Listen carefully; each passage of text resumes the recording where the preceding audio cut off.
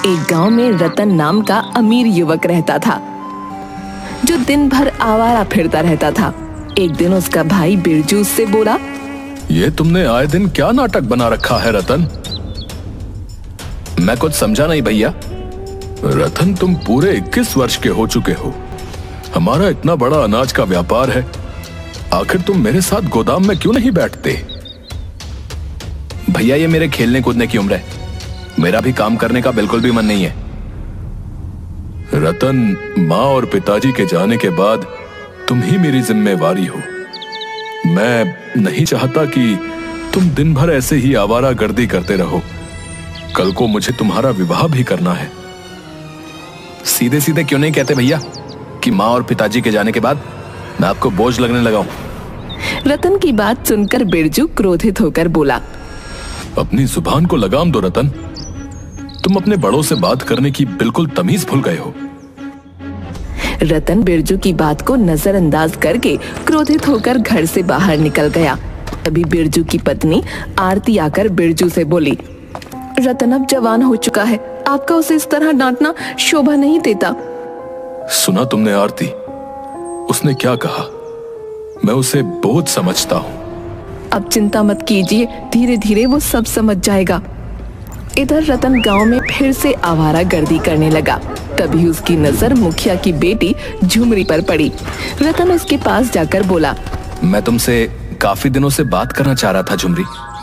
देखो रतन, मैं तुमसे तंग आ चुकी हूँ। तुम गांव में मुझसे इस तरह की बातें करते हो और गांव वाले मेरे और तुम्हारे बीच को लेकर कुछ और ही समझते हैं। उन्हें जो समझना है समझने दो। जल्दी बोलो, क्या बात करनी है? झुमरी, मैं तुमसे प्रेम करता हूँ और तुमसे विवाह करना चाहता हूँ। रतन की बात सुनकर झुमरी का गुस्सा 7वें आसमान पर पहुंच गया। मेरे पिता इस गांव के मुखिया हैं रतन, और वो मुझे कॉलेज सिर्फ इस वजह से पढ़ने भेजते हैं कि उन्हें मुझ पर भरोसा है। मैं उनके विश्वास को नहीं तोड़ सकती। आइंदा अगर मेरे पीछे आए ना और मुझसे बात करने की कोशिश की तो मैं तुम्हारी शिकायत अपने पिताजी से कर दूंगी। तुम्हें जिससे शिकायत करनी है तुम कर सकती हो। अगर तुम्हारे पिताजी गांव के मुखिया हैं तो मैं भी कोई कम अमीर नहीं हूँ। तुम्हारे पिताजी जैसों को खरीद सकता हूँ मैं। इतना कहकर रतन वहां से चला गया।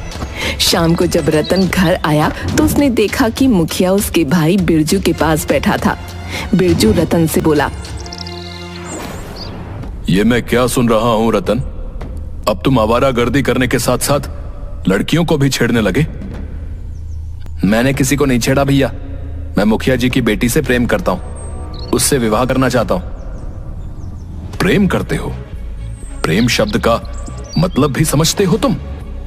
तभी मुखिया बिरजू की ओर देखकर बोला, बिरजू, मेरा ख्याल है मेरे जाने के बाद तुम रतन को समझा देना।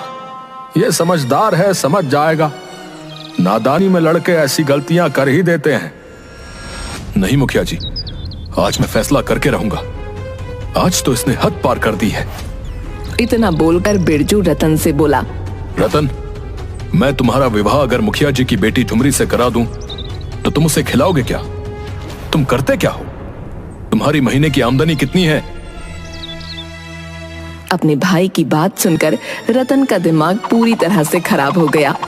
भैया, मत भूलिए कि पिताजी ने अपने जीवन में बहुत सारा धन और संपत्ति बनाई है। उसमें से आधा हिस्सा मेरा भी है। जानता हूं, लेकिन तुम्हारे जैसे नौजवान को जब पिता की संपत्ति और दौलत मिलती है ना, तो वो उसे मिटाने में ज्यादा दिन नहीं लगाते। क्योंकि तुम लोगों की बस यही समस्या है कि तुम मेहनत नहीं करना चाहते। आप क्या कहना चाहते हैं भैया? यही कि अगर पिताजी अपनी संपत्ति तुम्हारे नाम ना करते तो तुम भीख मांगने के लिए एक कटोरा भी नहीं खरीद पाते। पिताजी की संपत्ति की हक की बात करने से पहले एक बार ये तो सोच लेते कि पिताजी के काम में तुमने कितना हाथ बटाया है। बिरजू की बात सुनकर रतन क्रोधित होकर बोला, अगर ऐसी बात है तो मुझे पिताजी की संपत्ति भी नहीं चाहिए, ना ही मुझे ये घर चाहिए। मैं घर छोड़कर जा रहा हूं। अब रतन, मेरी बात सुनो रतन। मुझे कुछ नहीं सुनना मुखिया जी। मेरे घर के मैटर में आप ना ही पड़े तो अच्छा है। इतना बोलकर रतन क्रोधित होकर वहां से चला गया।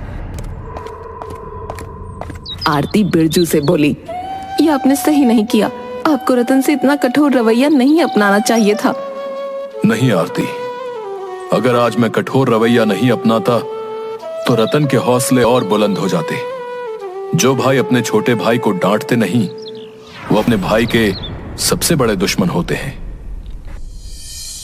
रतन क्रोधित होकर अपने गांव की सीमा से बहुत दूर एक दूसरे गांव की ओर चला गया। उसके पास खाने तक के पैसे नहीं थे।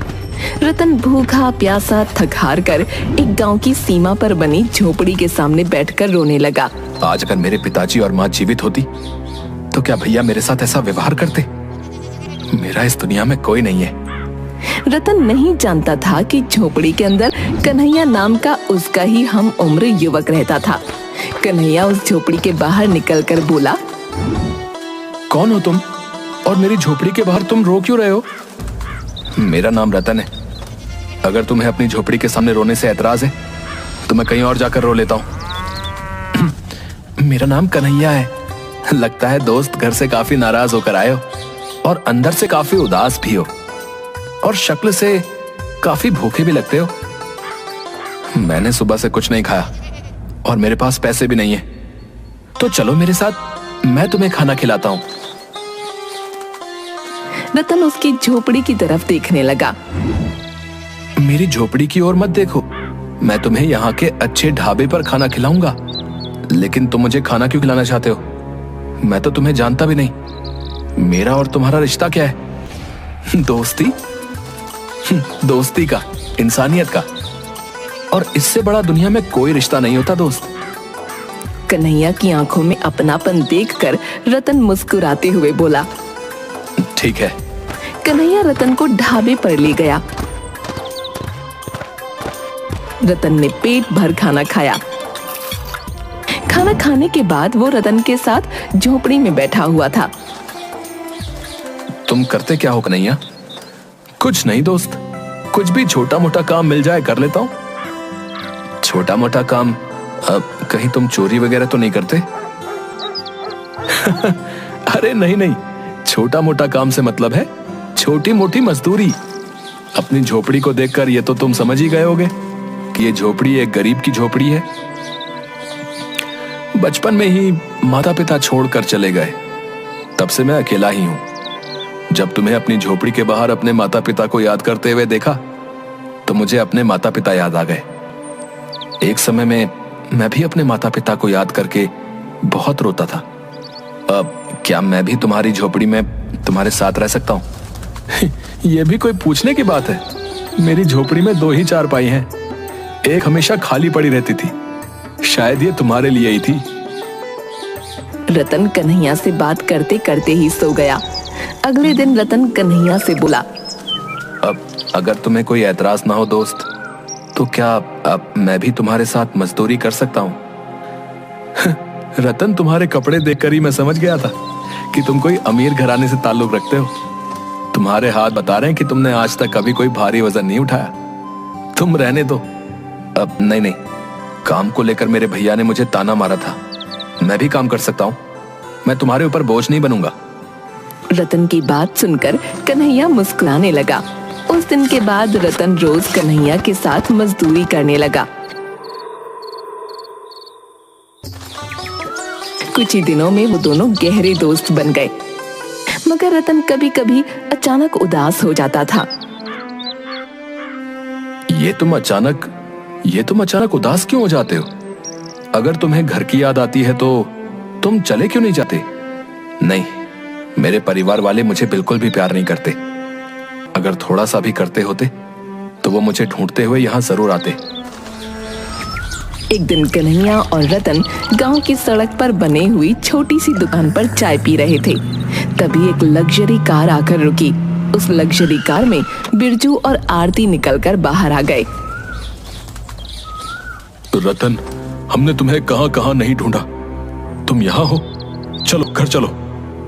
मैं घर नहीं जाऊंगा भैया। रतन, जिद मत करो। मैंने तुमसे जो भी कठोर शब्द बोले मैं उसके लिए क्षमा मांगता हूँ। तुम्हारे बगैर घर सुना है। रतन, अपने भैया को नहीं तो कम से कम अपनी भाभी की बात तो मान सकते हो। मैं तुम्हारी माँ समान हूँ। आज मुझे पूरा विश्वास था कि तुम जरूर मिलोगे। चलो घर चलो, मैं तुम्हारी पसंद के सारे व्यंजन बनाऊंगी और तुम्हारा विवाह झुमरी से करा दूंगी। अपनी भाभी की बात सुनकर रतन मुस्कुरा दिया और बगैर कन्हैया से मिले कार में बैठकर चला गया। रतन को इस तरह जाता देख कन्हैया को अंदर से बहुत बुरा लगा। कन्हैया मुस्कुराते हुए अपने आप से बोला, वाह रे दोस्त, एक बार मिलकर ही चले जाते। चलो कोई बात नहीं, तुम मिलकर नहीं गए तो क्या हुआ, लेकिन मैं तुमसे मिलने तुम्हारे घर पर जरूर आऊंगा। कन्हैया बेचारा उस दिन से अकेला रह गया। कुछ महीनों बाद कन्हैया को रतन की बहुत याद आने लगी। कन्हैया जानता था कि रतन किस गांव में रहता है। कन्हैया रतन के घर पहुंचा। इतने सुंदर घर को बाहर से देखकर ही कन्हैया की आंखें फटी रह गईं। तभी उसकी नजर रतन पर पड़ी। रतन कन्हैया को देखकर बिल्कुल भी खुश नहीं हुआ। कैसे हो मेरे दोस्त? तुम तो मुझसे मिलकर भी नहीं गए। और दोस्त, मुझे नहीं पता था कि तुम्हारा घर इतना सुंदर होगा। जब तुम्हारा घर बाहर से इतना सुंदर दिखता है तो अंदर से तो और ज्यादा सुंदर होगा। तुम तो मेरी उम्मीद से भी ज्यादा अमीर निकले। रतन बुरा सा मुंह बनाते हुए बोला, यहाँ कैसे आना हुआ कन्हैया? सब कुछ यही पूछ लोगे क्या? अपने दोस्त को अंदर नहीं बुलाओगे? अंदर सजावट का काम चल रहा है। वो क्या है कि 2 दिन बाद मेरी मुखिया की बेटी झुमरी से शादी है, और तुमने अपनी शादी में गरीब दोस्त को बुलाना भी गवारा नहीं समझा। देखो कन्हैया, मैं जानता हूं कि तुमने मेरी मदद की और तुमने मुझे खाना खिलाया और मुझे अपनी झोपड़ी में रहने के लिए एक चारपाई दी। तुम्हें उसके लिए जितने भी पैसे चाहिए मैं तुम्हें देने के लिए तैयार हूं। कन्हैया, तुम जानते नहीं मैंने जितना वक्त तुम्हारे साथ गुजारा है वो कितनी मुश्किल और मुसीबत से गुजारा है। इतनी सड़ी हुई और बदबूदार जगह पर मेरा दम घुटता था, इसलिए मैं कभी कभी वहां से भागने की सोचता था, मगर तुम्हें लगता था कि मैं उदास हो जाता हूं। रतन, तुम्हारी सोच बहुत छोटी निकली दोस्त। मैंने तुम्हें सच्चे दिल से अपना दोस्त माना था, इसीलिए तुम्हारी मदद की थी। कन्हैया, तुम में और मुझ में जमीन आसमान का फासला है। एक अमीर और एक गरीब दोस्त नहीं हो सकते। मैं नहीं चाहता तुम्हें यहां पर कोई और देखे जिससे मेरी बेइज्जती हो जाए, इसलिए तुम शांति से यहां से चले जाओ। रतन की बात सुनकर कन्हैया उदास हो गया और उदासी से मुस्कुराता हुआ बगैर कुछ कहे वहां से चला गया। कुछ महीनों बाद कन्हैया अपने गांव की एक रोड पर खड़ा था कि तभी एक कार तेजी से आकर एक पेड़ से टकरा गई। कन्हैया वहां खड़े लोगों से बोला, अरे देखो, वो कार एक पेड़ से टकरा गई। कन्हैया सहित सभी लोग वहां चले गए। कन्हैया कार के अंदर बैठे लोगों को देखकर बोला, अरे ये तो रतन है और लगता है ये इसकी पत्नी है। एक व्यक्ति कन्हैया से बोला, क्या तुम इसे जानते हो? हाँ जानता हूँ, और मैं ये भी जानता हूँ कि ये कहाँ रहता है। अब ये दोनों तो बुरी तरह से जख्मी हैं। इन दोनों को तुरंत अस्पताल में एडमिट कराना होगा। भैया सही कहते हो, एक काम करो, जल्दी से कार से इन दोनों को निकालो। कन्हैया ने उस व्यक्ति की मदद से उन दोनों को अस्पताल में एडमिट कर दिया। उस व्यक्ति ने कन्हैया की मदद से रतन के परिवार वालों को वहां पर बुला लिया। बिरजू दौड़ता हुआ वहां आ गया और डॉक्टर से बोला, अब मेरे भाई की तबीयत कैसी है और उसकी पत्नी झुमरी कैसी है? देखिए, उनकी पत्नी को तो ज्यादा चोट नहीं है, लेकिन आपके भाई की हालत ठीक नहीं है। क्या कहना चाहते हैं आप? आपके भाई का खून बहुत ज्यादा बह गया है।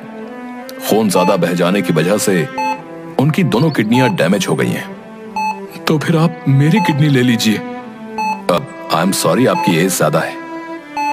डॉक्टर, मेरे भाई के इलाज में जितना भी रुपया खर्च हो जाए उसकी चिंता मत कीजिए, बस मेरे भाई को ठीक कर दीजिए। आप जाकर सबसे पहले खून का इंतजाम करिए, क्योंकि आपके भाई का ब्लड का जो ग्रुप है वो हमें कहीं नहीं मिल रहा। बिरजू पागलों की तरह खून का इंतजाम करने लगा, मगर उसे रतन के ब्लड ग्रुप का कोई ग्रुप नहीं मिला और हर किसी ने अपनी किडनी देने से मना कर दिया। कन्हैया चुपचाप डॉक्टर के पास आकर बोला, मेरा ब्लड ग्रुप चेक कर लीजिए डॉक्टर साहब। तुम कौन हो? रतन का दोस्त हूँ। डॉक्टर ने कन्हैया का ब्लड ग्रुप चेक किया। अरे वाह, तुम्हारा ब्लड ग्रुप तो रतन के ब्लड ग्रुप से मैच खा गया। डॉक्टर साहब, मैं अपनी किडनी भी डोनेट करना चाहता हूँ। क्या तुम इस बात को सीरियसली कह रहे हो? हाँ डॉक्टर साहब, रतन मेरा दोस्त है, उसकी नई नई शादी हुई है। मैं नहीं चाहता कि उसे कुछ हो जाए। जब रतन ठीक हो जाए तो मेरा मैसेज रतन तक आप जरूर पहुंचा दीजिएगा। बस मैं इतना ही चाहता हूं। तुम बिल्कुल पागल इंसान हो। अरे बिरजू बहुत पैसे वाला इंसान है। उसे पता लग गया कि तुमने अपनी किडनी उसके भाई को दान दी है तो वो तो तुम्हें पैसों में तोल देगा। मुझे पैसे नहीं चाहिए। मैं दोस्ती के नाम को बदनाम नहीं करना चाहता। कुछ महीनों बाद रतन बिल्कुल स्वस्थ हो गया और ठीक होकर रतन मिठाई का डिब्बा लेकर डॉक्टर से मिलने अपने भाई के साथ उसके घर पर आया। भैया बता रहे थे कि उन्होंने आपसे बहुत पूछा कि मुझे किडनी किसने दान की है, मगर आपने भैया को नहीं बताया। हाँ रतन, क्योंकि जिसने तुम्हें किडनी और ब्लड डोनेट किया था उसने मुझे सिर्फ तुम्हें ही बताने को बोला था। मैं आपकी बात का मतलब नहीं समझा।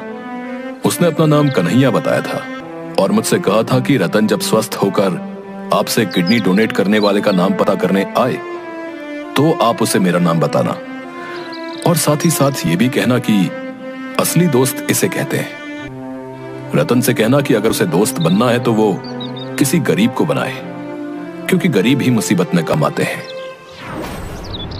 डॉक्टर की बात सुनकर रतन फूट फूट कर रोने लगा। वो बगैर देरी किए अपनी बाइक लेकर सीधे कन्हैया की झोपड़ी के पास चला गया, मगर उसने देखा उस झोपड़ी के अंदर कोई दूसरा ही व्यक्ति रह रहा था। यहाँ पर तो कन्हैया रहता था, कहाँ गया? कन्हैया तो यहाँ से 1 महीने पहले ही चला गया। क्या आप जानते हैं वो कहाँ गया? नहीं, उसने किसी को नहीं बताया, बल्कि उसने गांव में भी किसी को नहीं बताया कि वो कहाँ जा रहा है। हाँ, उसने कहा जरूर था कि कोई रतन नाम का इंसान पता करते करते यहाँ पर आएगा तो उससे कह देना कि दोस्ती का असली मतलब यही होता है। वो भले ही मुझे अपना दोस्त नहीं समझता हो, लेकिन मैंने उससे सच्चे दिल से दोस्ती की थी।